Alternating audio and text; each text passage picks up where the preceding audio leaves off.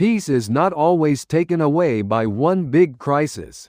Sometimes, it is drained quietly by small habits you repeat every day. You may replay conversations that are already over. You may keep checking other people's moods. You may say yes before checking your own energy. You may carry problems that were never fully yours to carry. You may keep your mind so busy that silence starts to feel uncomfortable.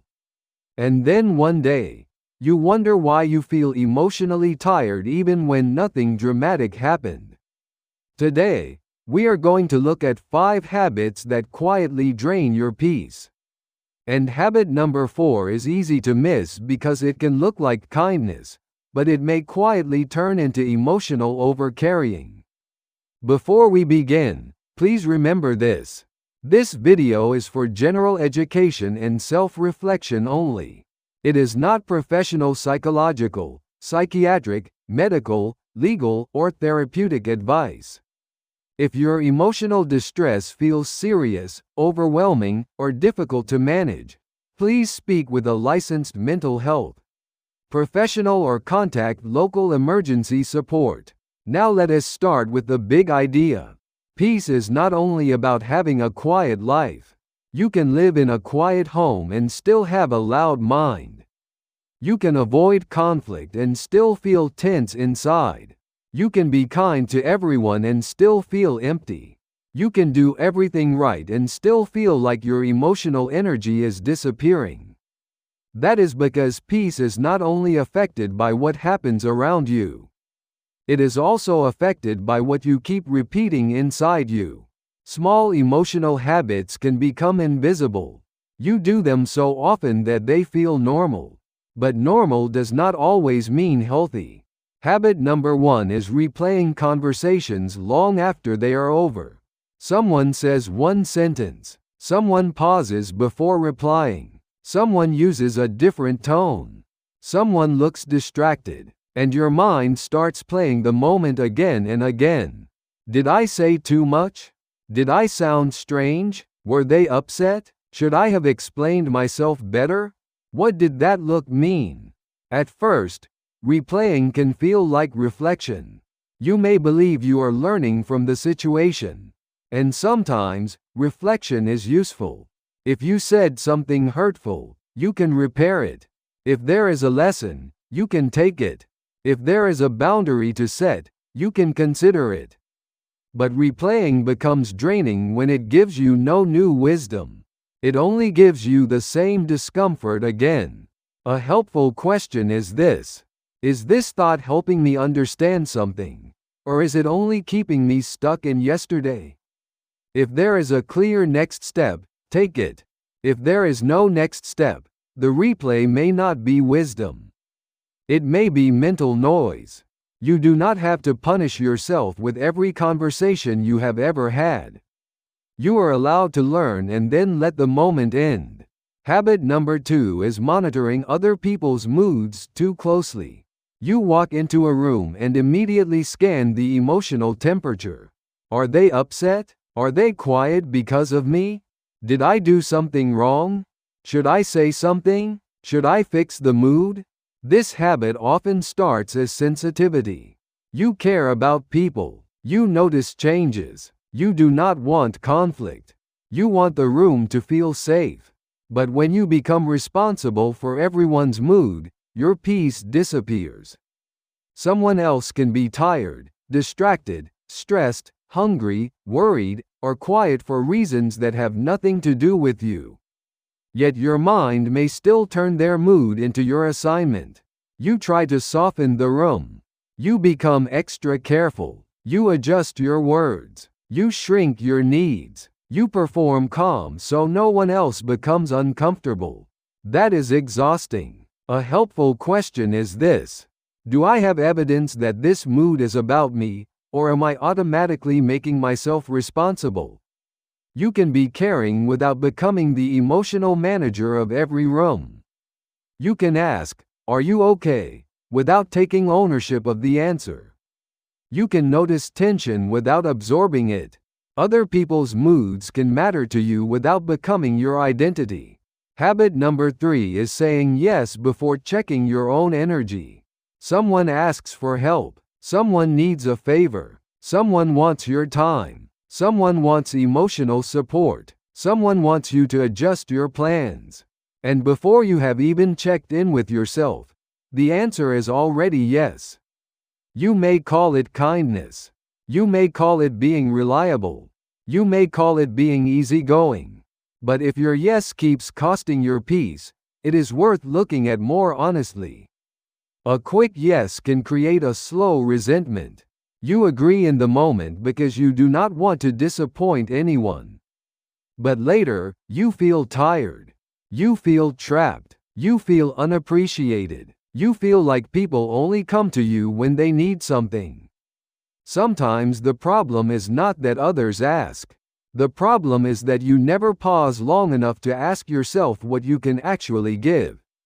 A peaceful person does not say yes to everything. A peaceful person learns to answer from truth, not pressure. A simple sentence can help. Let me think about it. I need to check my schedule. I cannot answer right now. I care, but I do not have the capacity today. These sentences may feel uncomfortable at first, but discomfort is not always a warning that you are doing something wrong. Sometimes discomfort is the feeling of a new boundary being born.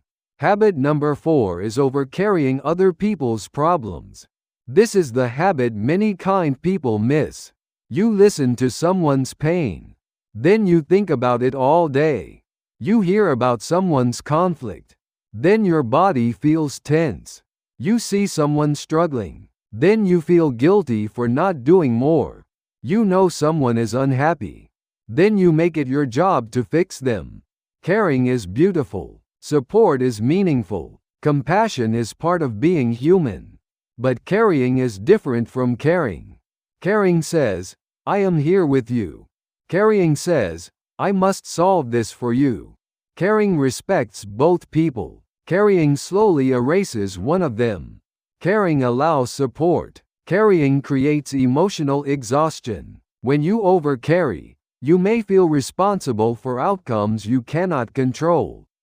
Someone else's healing. Someone else's choices. Someone else's mood. Someone else's relationship. Someone else's growth. Someone else's timing. This can drain your peace because your mind keeps working on problems that do not fully belong to you.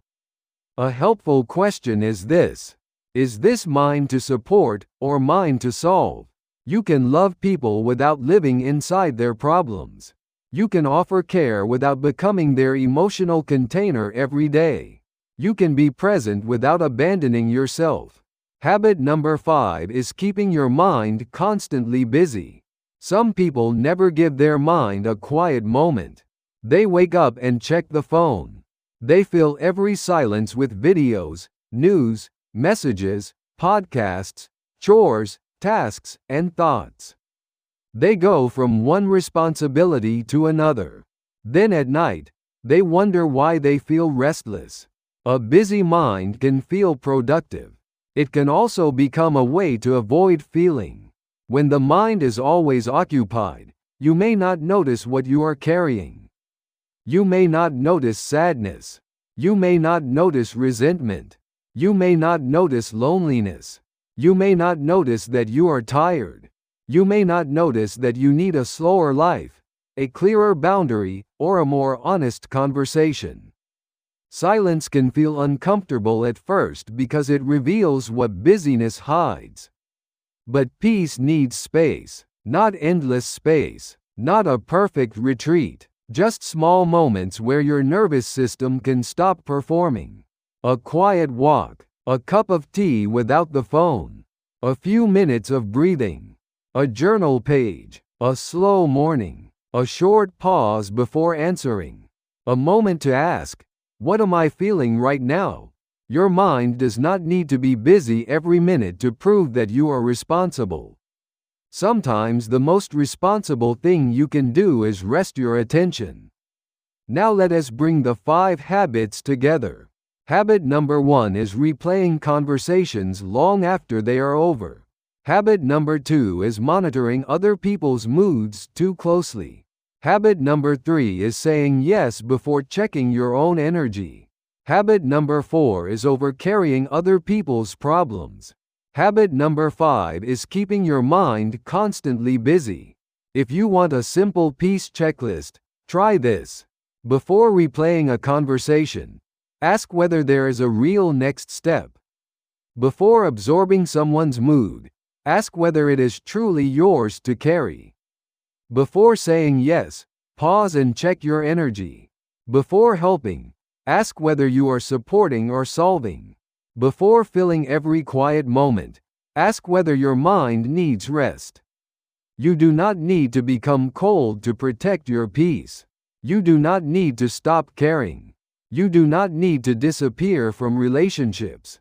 But you do need to stop abandoning your own inner world just to stay available for everyone else. Peace is not selfish. Peace is what helps you respond with clarity instead of resentment. Peace is what helps you love without overcarrying. Peace is what helps you choose your words instead of reacting from exhaustion. Peace is what helps you return to yourself. Before you make any major emotional, relationship, medical, legal, or mental health decision, please remember that this video is for general education only. It is not professional psychological, psychiatric, medical, legal, or therapeutic advice. If you are experiencing serious emotional distress, please speak with a licensed mental health professional or contact local emergency support. If this video was helpful, subscribe to Golden Wisdom TV for practical psychology, emotional wisdom, and peaceful life lessons after 40. In the next video, we will look at 7 signs your boundaries are finally getting stronger.